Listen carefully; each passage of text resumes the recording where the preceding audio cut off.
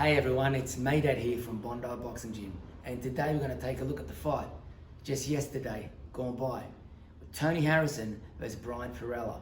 Now, another thing we're going to look at is it's not always necessary best having your family in the corner. But before we go into that, let's take a recap of the fight. Now, Tony Harrison hadn't fought for a long time coming into this fight, for at least 16 months. If you look back 2 years ago, he put in an exceptional performance in both these fights. In the first one, when he fought and won against Charlo, and even in the second one, when he was winning the fight before he got careless and got stopped. But anyhow, in this fight, it shows from the first go, Tony Harrison was sitting on the front foot too long and trying to pop shot without any firepower. At the same time, he was walking into punch range without using his jab enough, without using and creating different looks, without giving different looks as he did in previous fights. And this allowed him to be an easier target as it would and was in the past in previous fights. Now, Perella saw that and he capitalized on that. He catch him with a left cross, caught him with a left hook, and at times he even caught him with a left uppercut. Now for me, Harrison was there to be hit all night with the right hook by Perella. Anyhow, taking a look at the fight, with fighters fighting on the front foot, I know Floyd does it a lot. If you take a look at the way Floyd does it, if you take a look at the way Andre Ward does it, if you take a look at Errol Spence, Terence Crawford, or Bernard Hopkins, they do it in the way, but they rock back and forth.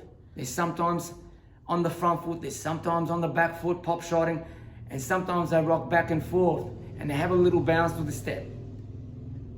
As they walk a guy down and chalk a guy down, they give different looks, they feint on the way in. Take a look at Floyd Mayweather. He feints on the way in, he steps right, as if he was going to set up a right hand, but he stabs you to the body with that body jab and hits you in the wounds you in the solar plexus. That's just a perfect example.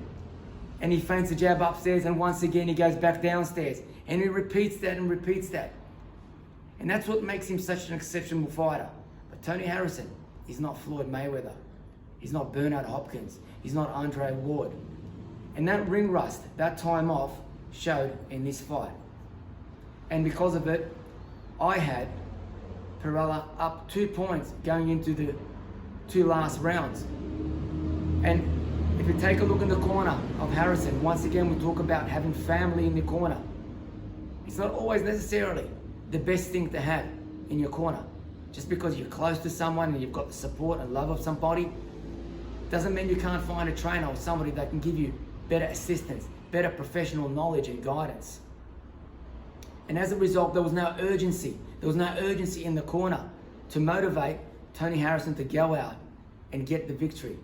Instead, you're doing well, keep doing what you're doing. That's what the advice that was given to him. And on the other hand, Perella, I believe, was winning the fight, and most people did believe that he was winning the fight.